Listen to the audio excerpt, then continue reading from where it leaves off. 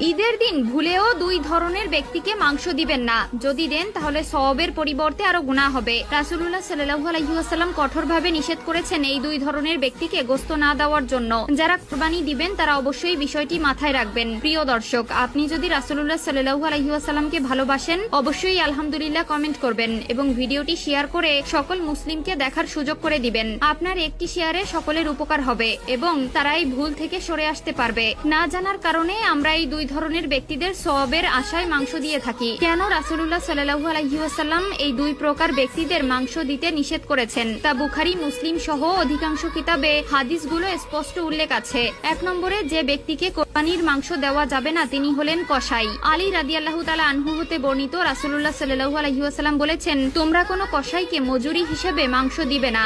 যারা কসাইদের মাংস দিবে তারা গুনাহত হবেই এবং কোরবানিও বাতিল হয়ে যাওয়ার সম্ভাবনা আছে। উল্লেখ্য যে আপনি কসাইকে নিযুক্ত করেছেন তাকে পারিশ্রমিক দিবেন, তবে গোশত নয়। কসাইকে নিযুক্ত করার পূর্বে তার সাথে চুক্তি করে নিবেন, পারিশ্রমিক হিসেবে টাকা দিব, কিন্তু এই কোনো মাংস দিব না, এমনকি এক টুকরো হাড্ডিও দেওয়া যাবে না। প্রিয় দর্শক, রাসূলুল্লাহ সাল্লাল্লাহু আলাইহি ওয়াসাল্লাম বলেছেন, শ্রমিকের গায়ের ঘাম শুকানোর পূর্বেই তার পারিশ্রমিক দিয়ে দাও। অবশ্যই তাদের ঠকানো যাবে না। তাদের পারিশ্রমিক দিতে হবে আপনার ইনকামের মধ্য থেকে, আপনার সম্পদের মধ্য থেকে, কিন্তু এমন কিছু করা যাবে না যাতে আপনার কোরবানি বাতিল হয়ে যাওয়ার সম্ভাবনা থাকে। অবশ্যই কসাইকে টাকায় চুক্তি করে নিবেন। 2 নম্বরে যে ব্যক্তিকে গোশত দেওয়া যাবে না তিনি হলেন ইমাম সাহেব। অর্থাৎ আপনি যে ইমাম সাহেব আপনার কোরবানির পশুটি জবাই করবে তাকে ভুলেও মাংস দেওয়া যাবে না। সে যেহেতু আপনার কাজে শ্রম দিয়েছে অবশ্যই তাকে পারিশ্রমিক দিবেন, হাদিয়া দিবেন, কিন্তু সেটা মাংস থেকে নয় বরং আপনার ইনকামের টাকা দিয়ে। কিন্তু আমাদের সমাজে আমরা দেখতে পাই সে সারাদিন কাটাকাটি করেছে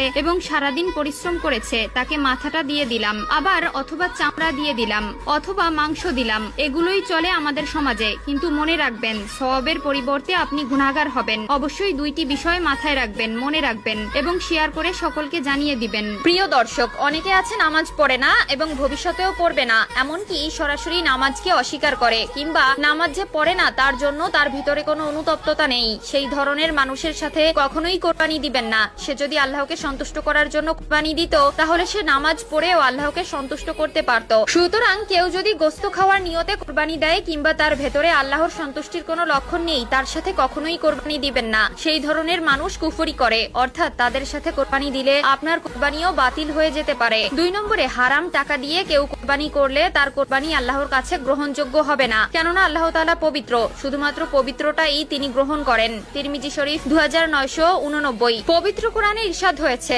হে ঈমানদারগণ, তোমরা ব্যয় করো তোমাদের অর্জিত হালাল সম্পদকে। সূরা বাকারা আয়াত 267। এই 2 ধরনের ব্যক্তি অথবা এই 2টি লক্ষণ যদি কোনো ব্যক্তির মধ্যে থাকে তার সাথে কোরবানি দেওয়া থেকে বিরত থাকবেন।